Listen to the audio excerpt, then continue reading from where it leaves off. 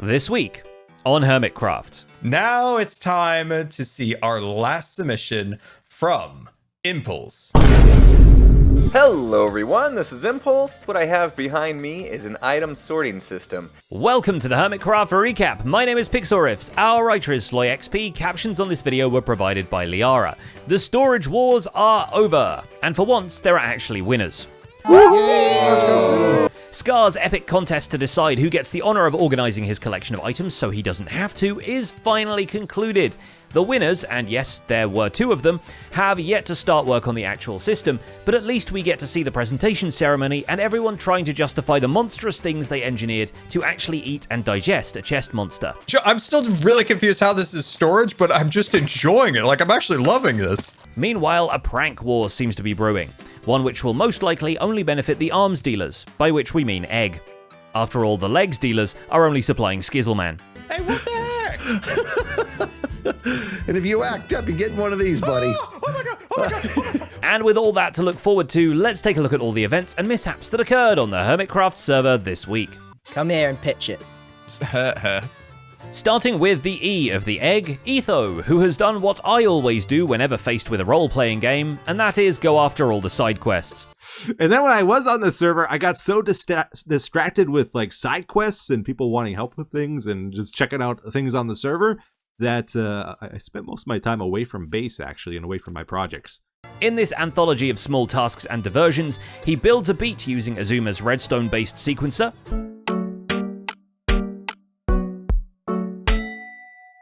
It's kind of catchy. I don't know, I kind of like that. he sets up a villager-based wheat farm and shuffles more of them into the nooks and crannies of Scrapper's Street.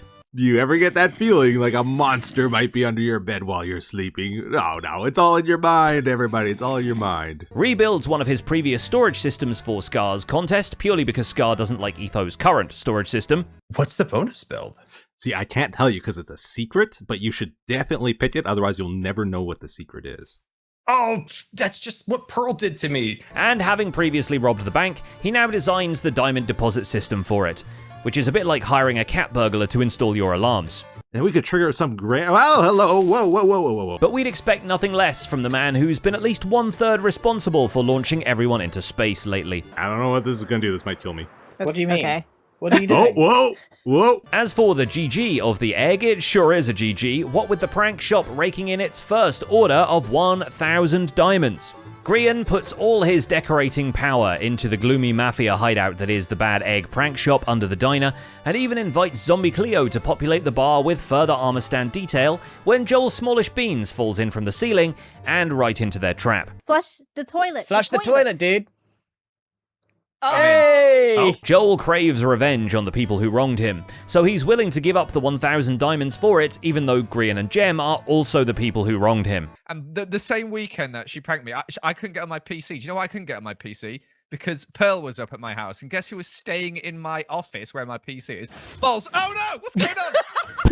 Yeah, I mean, that makes sense. For this price, the gang will happily launch False Symmetry into lower orbit the way they already did to Pearl and also Joel himself. In fact, they launched Joel again via the player catapult trapdoor that Mumbo and Grian installed specifically for client ejection. There's only a small problem with that. Joel doesn't actually have the 1,000 diamonds. Scar does, and Scar happily lends this money to Joel with massive interest under the threat of repossessing his base if he won't return it. Okay, so do I have to sign a contract for this or anything, or is it just, No, I'm not great with paperwork. Okay, well that's fine. I mean, no paper trail. I mean, yeah, that's good then. As a result, 3 Hermitcraft members are in trouble, between False Symmetry, who will be leaving through the ceiling shortly, Joel Smallish Beans, who will become homeless unless he really gets to digging, and Grian, who still has to share the 1,000 diamonds with the rest of the Egg group, so he's 666 diamonds short of the 1,000 diamonds he bet on the EFO Elytra at the Scar auction. Meaning he either needs to get 2 more prank clients down in the shop, or start violently laying off his co-workers so he doesn't have to share. So actually 5 people are in trouble then. I'm flabbergasted at how that played out. Some strange money-making schemes are popping up on the server nowadays, and the latest one stems from a friendly rivalry between Pearlescent Moon and Etho. Pearl draws our attention to Etho, calling her out for making a potted plant too detailed, then swings by Etho's base to point out every lavish detail she can find. All my details are absolutely necessity. Well, so am I. Unlike the pot. Like, did you really need these copper trapdoors around this? Which is why it's suspiciously timed that Joel Smallish Beans and Mumbo Jumbo Beans show up in the next clip to call her out for not being whimsical enough, this despite Cleo having stickered the fire station to officially declare it whimsical, and once again centered their critique on the plant pots. I said, if you want some Minecraft facts, like, villagers couldn't go through doors, well, me and Mumbo will take 16 diamonds each. We'll take anything. It transpires that Etho may have paid for this service, and Pearl does her best to counter-offer immediately. You may not be able to buy happiness, but you can certainly buy a rebuttal. Well, we've made a decent amount of our diamonds back from our loan today. I'm going to add my blood money book up there. And let's finish off today by getting some diamonds the more ethical way. That for sure made a bigger dent in Joel's debt to Scar than Etho and Mumbo running his parkour course did. Dear RAITA, would it be a cultural faux pas for me to insult a Minecraft YouTuber to their face?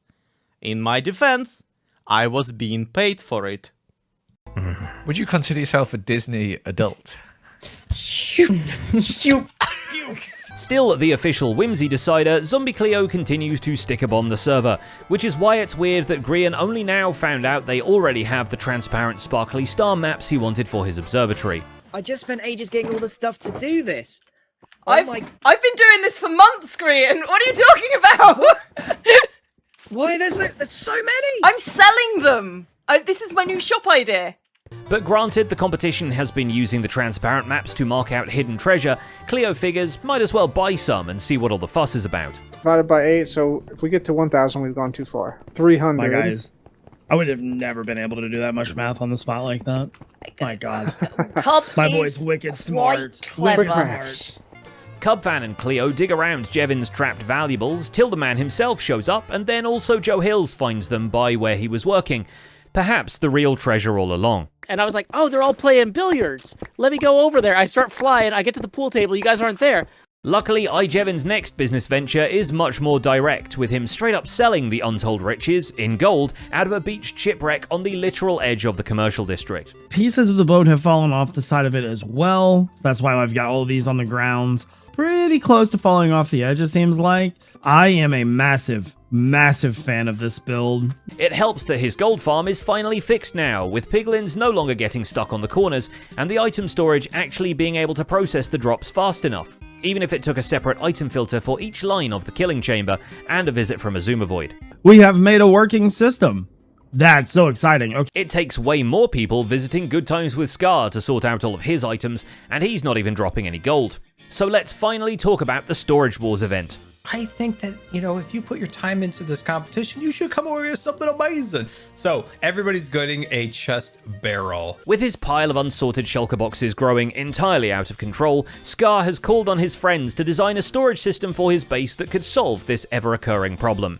And then Cubfan was the only person who could make one on time. It could also double as a toilet. It could. But with the goalposts of the deadline moved a few times, quite a few extra contenders have showed up to flex their sorting prowess, and also Joel Smallish Beans, who just built him a lava block to throw the shulkers into. How many more childhoods can you ruin? Get out of here, clown! His is not the only bizarre entry in the bunch, as Cub originally made a toilet dunk tank, while DocM77 made a whole Tamagotchi nightmare cat that kills you. At the last minute, False Symmetry joined the Storage Wars on the side of storage, and built a magic machine which would pretend to shrink Scar's items into convenient shulker boxes, while in reality just sneaking them in the back where False can have them. Joe Hills, in the meantime, joins the Storage Wars on the side of war, because he's discovered geysers, thanks to the fluke of arbitrary nether portal position he chose, dropping him and Doc M directly in a sulfur cave. To commemorate this, Joe decides to transform the nearest ocean island into a sulfur pool with adjoining biomes, and also decides to eject Scar's items dozens of blocks into the air via water spout. What in the world? What? Joe, what is this? This is amazing. Thank you. Where'd all the I wanted fish it to come feel from? interactive. Initially, his goal is to reproduce the Guppy Geyser from Season 9 with just as much Guppy, but now actual Geyser, and throughout the ideation process, his main concern becomes how to keep the fish alive for longer, rather than how to keep Scar's items from despawning. The stuff that doesn't go back in the hoppers, those items weren't lucky. And why would you want to store a bunch of unlucky items? He tries to explain it all to Doc, who does Joe and probably everyone else a favor and distracts him with Sulfur Cube Pool for the rest of the episode. And of course, who could forget Etho building the storage nexus from the popular sci-fi series Etho spends multiple years trying to invent the storage nexus. It's pretty cool, right? It searches through all your shulkers. You don't have to do it yourself. It does it for you. Wow. And brings up all the ones that have a match. Don't even no.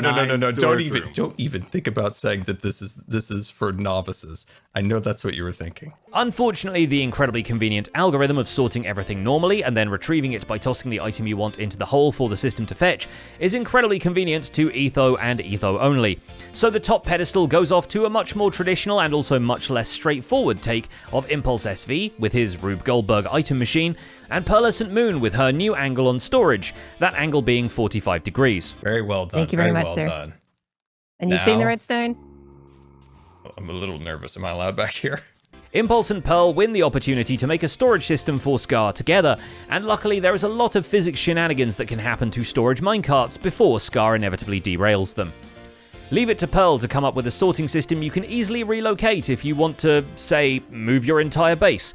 Not sure why I'm bringing this up. Thank you guys, and yeah, you guys get busy. You got work to do. Let's go. The other half of the winning duo has been synonymous with storage for a while, of course, so there are few surprises there. As opposed to at his raid farm, where the surprise is a Ravager stuck halfway into the nether portal. Okay, I regret it. Oh my gosh. Okay, there's a Ravager waiting for us. Hello, guy. What's down there in the carts? Oh, there's like a whole Ravager stacking station, but they're not Ravagers. When Impulse isn't designing award-winning storage systems, he's designing minigames with Skizzleman. The two of them team up to work on a Sulfur Cube shuffleboard game, but first, of course, they have to play the broader metagame of finding the gaming district. Okay, yeah, I wasn't sure if we had an official established area, so I figured you were closest. Like, there's a pretty good flat area here, right? Fortunately, once they actually break ground on the idea, they have FedExB around to deliver them the perfect name for it. I'm shoved to bits. Shoved to bits. Oh my god, shoved to bits. You nailed it. That might be it. While Shuffleboard is usually pretty competitive, this one is a bit more PvP, as the second player is able to lurk along the edges of the course and attempts to fire wind charges at the Sulfur Cube as it passes by in an attempt to stall it and thereby prevent the opponent from gaining as many points. Or you can do what Impulse did here and just play the Uno reverse. Yeah, look at it! Oh, that's a good one! You know what, dude? Okay. Skiz has other chill games to work on as he switches up the minecart track and target timings of A Snowball's Chance in Hell. He also gets some much needed landscaping done around his base, and I for one would like to know where he got this footage of me watching the eclipse on Friday. Would you just look at that moon? Now it's the sun. We also get the follow-up on his sneaky but legal promise to give Tango 50 diamonds under the right conditions, which he snuck a secondary clause into, but unfortunately for him, Tango is an attentive reader. You kept reading? I perused. This is the worst. You're gonna have to collect these. With people robbing him this easily, it's no surprise we see him later suggesting better bank vault security to Scar. Although when we heard him talking about Meg again, we had to make sure he wasn't talking about Mumbo joining forces with Etho, Gem, and Grian, because they'd be the last people we'd entrust with your safety deposit box at this point. Did you say 1,000 diamond loan to Joel? What's the annual percentage rate? What's that mean?